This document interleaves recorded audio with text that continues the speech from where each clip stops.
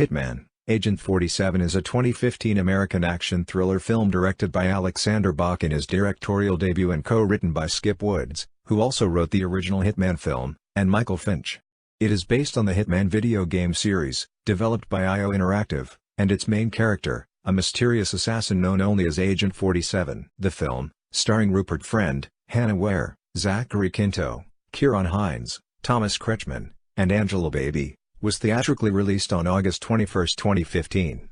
It received negative reviews and grossed $82 million worldwide against its $35 million budget. Plot: 47, Rupert Friend, is an agent, a genetically enhanced supersoldier created decades ago by Dr. Petr Litvenko. Kieran Hines, a skilled Ukrainian geneticist who had a crisis of conscience and disappeared before the agent project's completion, leaving behind his daughter Katya. Hannah Ware.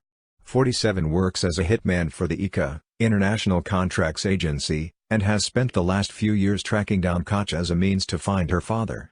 His most recent targets were mercenaries led by Del Riego, Rolf Connies, who have been trying to find Litvenko in order to recreate the agent program for their own means. Katya, living in Berlin under the name of Katya Van Dies, has worked tirelessly to find her father, and is plagued by overwhelming anxiety and an acute awareness of everything around her, being able to see and hear things well outside a person's normal sensory radius.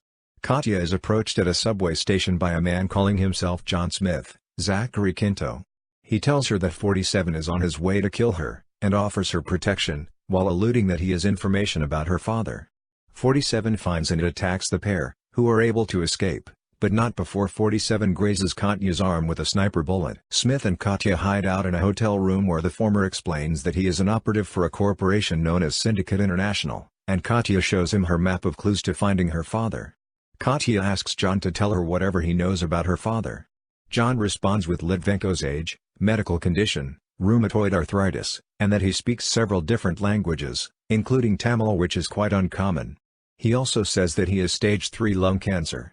With these facts, Katya figures out that her father would be living in a country which has a warm climate where orchids can grow, has Tamil as one of its official languages, and where advanced medical treatments are available. Just as she is about to determine the country, 47 bursts through the door, shoots Smith in the chest, and knocks Katya unconscious.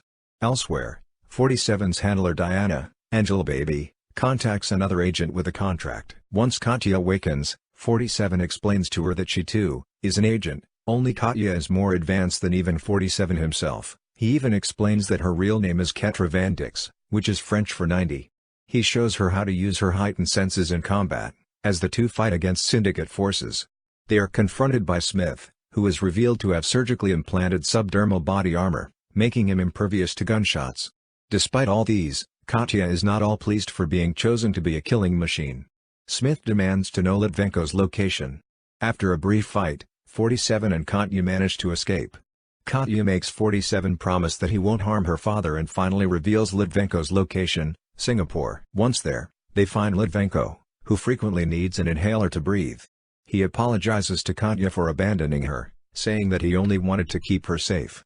He refers to 47 as her brother, saying that he had left her with family after all.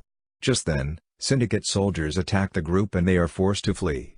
During the escape, Litvenko is captured by the syndicate but not before being slipped an explosive-rigged inhaler by 47. At Syndicate International headquarters, Smith tortures Litvenko under the supervision of Syndicate Director Antoine Leclerc, Thomas Kretschmann.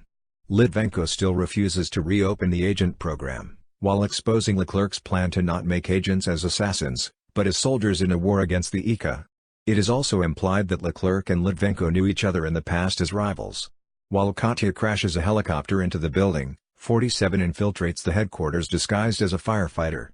The two fight their way through syndicate security forces, and 47 is once again confronted by Smith. With Smith being impervious to bullets, 47 defeats Smith by electrocuting him. On the rooftop, 47 and Katya fight their way through the last of the syndicate's security, but not before Leclerc escapes in a helicopter with Litvenko. In mid-air, Litvenko detonates the inhaler given to him by 47, ensuring that the syndicate will not come after Katya. 47 then calls Diana and confirms his first target, Leclerc, has been eliminated. When Diana asks about the second target, implied to be Katya, 47 drops his phone off the side of the building. As the two prepare to leave, they are confronted by Agent 48, an exact lookalike of Agent 47. who tells them Diana says hello before a gun battle begins between them. A mid-credits scene shows the electrocuted body of Smith, now with white hair and a ghostly pale complexion, as he jolts awake. Cast: Rupert Friend as Agent 47, Agent 48, a mysterious assassin who works for a top-secret non-government organization called the International Contracts Agency, known as either the ICA or just the Agency, which carries out the assassinations of high-profile targets worldwide. Jesse Hurkt as young Agent 47. Hannah Ware as Katya Van Dies, Agent 90, Keter Vendix. Helena Piesk as young Katya. Zachary Kindo as John Smith, a high-ranking member of Syndicate International. Kieran Hines as Dr. Pyotr Aaron Litvenko, the founder of the Agent program and Katya's father. Johannes Sum as young Pyotr Aaron Litvenko. Thomas Kretschmann as Antoine Leclerc, the chairman of an organization called Syndicate International. It is described as an international terrorist organization who are responsible for creating an army of unstoppable assassins in fighting against the ICA. Angela Baby as Diana Burnwood, the handler of Agent 47. Dan Bacadal as Sanders, American diplomatic official in Berlin. Emilio Rivera as Fabian, a member of Syndicate International. Jürgen Prochnow as Tobias. Rolf Connies as Dr. Albert Del Riego, the hunter. Jerry Hoffman as Franco. Production. On February 5, 2013, it was reported that 20th Century Fox was developing a new film based on the Hitman video games, with the title Agent 47 derived from the lead character Agent 47. Skip Woods wrote the screenplay with Michael Finch, and commercial director Alexander Bach directed as his feature film debut. Casting. On February 5, 2013, Paul Walker was attached to play the title role as Agent 47, but on November 30, 2013, he died in a car accident, before filming had begun. On January 9, 2014, Rupert Friend was in talks to replace Walker. On January 31, 2014, Zachary Kindo joined the film in a supporting role. On February 5, 2014, Hannah Ware also joined the film to play the female lead. On March 6, 2014, Thomas Kretschmann signed on to play the high-profile villain, Leclerc. On March 13, 2014, Dan Bacadal joined the cast of the film. On March 14, 2014, Kieran Hines signed on to star in the film as a scientist. Filming was originally set to take place in Berlin and Singapore in summer 2013, but was later postponed to March 2014. Principal photography began on February 18, 2014. An image from the European set was released that week. Soundtrack. The official soundtrack was composed by Marco Beltrami. Marketing. 2 images and footage from the film were revealed at the San Diego Comic-Con International on July 25, 2014. The first official trailer was released online on February 11, 2015. Reception. Box office. Hitman Agent 47 grossed $22.5 million in North America and $59.9 million in other territories for a worldwide total of $82.3 million, against a budget of $35 million.